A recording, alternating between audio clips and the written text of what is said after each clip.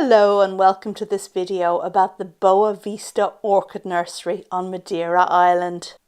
If you're new here, I'm Rachel from Douentza Garden, and today's video is all about orchids and Cattleya flowering season, which happens in December at the wonderful Boa Vista Orchid Nursery. So, if large flowered, colourful, scented Cattleyas are your thing, then you won't be disappointed.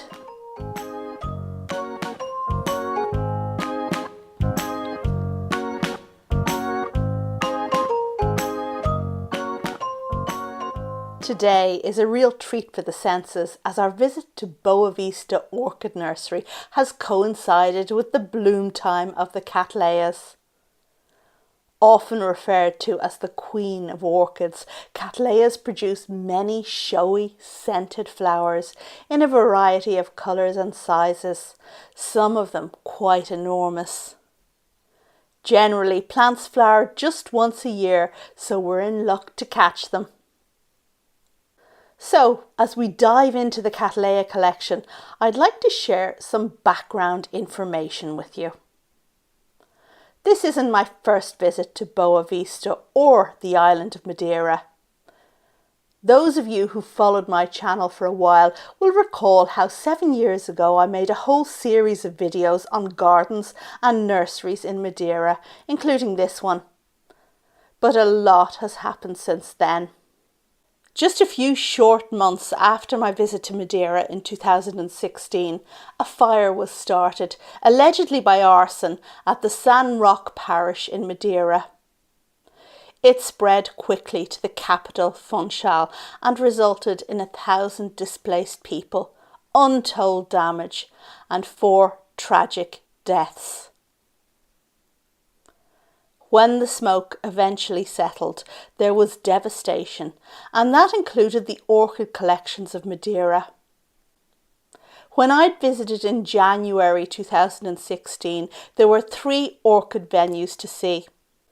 They included the Predator collection, otherwise known as the Jade Vine, which was a collection of 50,000 orchids that dated back 110 years and had been maintained over 4 generations. It was considered to be one of the largest private collections in the world. After the fire, only Boa Vista remained. So we are very lucky that this amazing private collection is still here and open to the public. The Quinta da Boa Vista is an historic estate in the parish of Funchal on the island of Madeira. Quinta means estate. It contains one of the last remaining walled terrace gardens of Funchal and continues to draw its water from the original Nevada irrigation system. The estate was built sometime during the late 18th and early 19th century. It first appeared on a map in 1910. Originally a market garden producing vegetables for passing ships, the estate then became a flower farm specialising in strelitzia. Then, in the 1860s, it was acquired by the English Garton family. Fast forward to 100 years later and the 1960s, when Group Captain Cecil Garton moved to Madeira and, together with his wife, converted Boa Vista into a site for growing and breeding orchids. This move followed his retirement from the Royal Air Force and his acceptance of the post of Honorary British Consul to Madeira. Cecil's wife, Elizabeth Hera Cook, better known as Betty, was from a prestigious orchid breeding family herself. Her father was Sir William Cook, a pioneer of orchid breeding, particularly cymbidiums. Both father and daughter had served for many years on the Orchid Committee of the Royal Horticultural Society in the UK. When Betty inherited her father's orchid collection, she brought part of the collection to Madeira and continued growing and breeding orchids until her death just 3 years ago.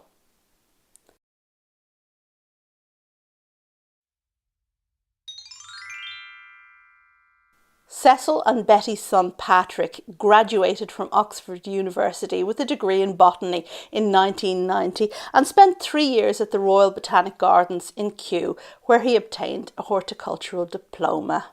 He also paints, producing a series of watercolours based on orchids from the family nursery in Madeira.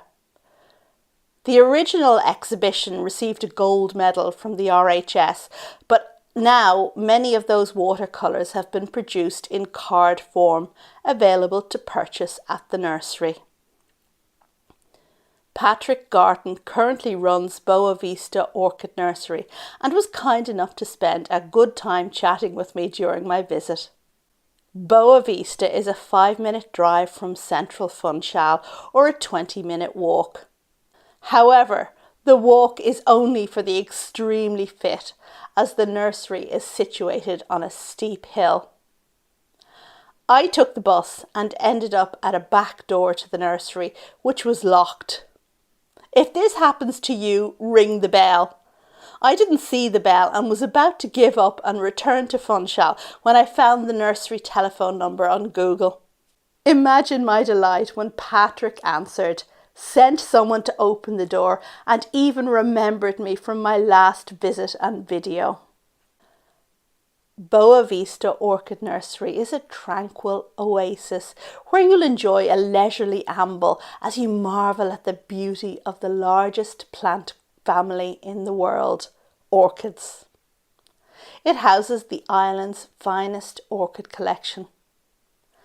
Today, the Cattleyas are in bloom, but if you visit during another month, you'll find some other orchid group to bewitch you by its splendour. Besides the Cattleyas, there are Paphiopedilums, otherwise known as slipper orchids, Phragmipediums, Angrychums, Dendrochilums, Cymbidiums, Coleogyne, Miltonia, Oncidiums, Bulbophyllums, Phalaenopsis, and many species of Dendrobiums, from the more common Dendrobium phalaenopsis to the rarer Laturia group of Dendrobiums from Papua New Guinea.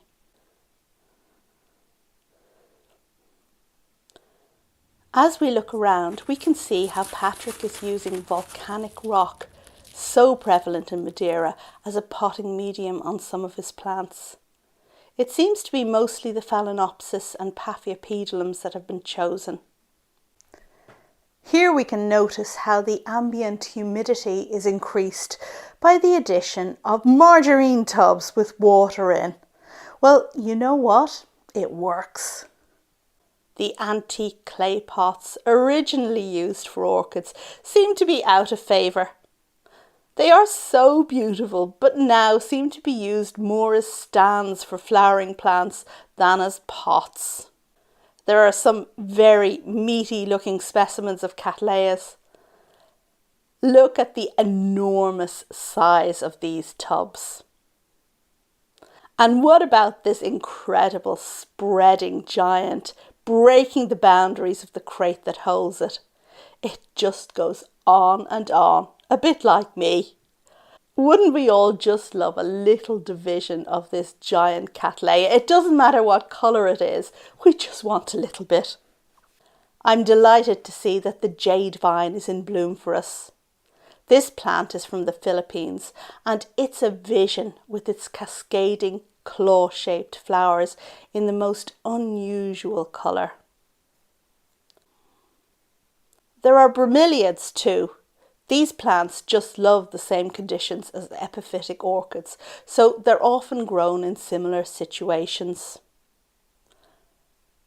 And of course, another excellent companion plant for orchids is the air plant or Tillandsia. This one is commonly known as Spanish moss, and here we can see how the small bits are combed out for propagation purposes.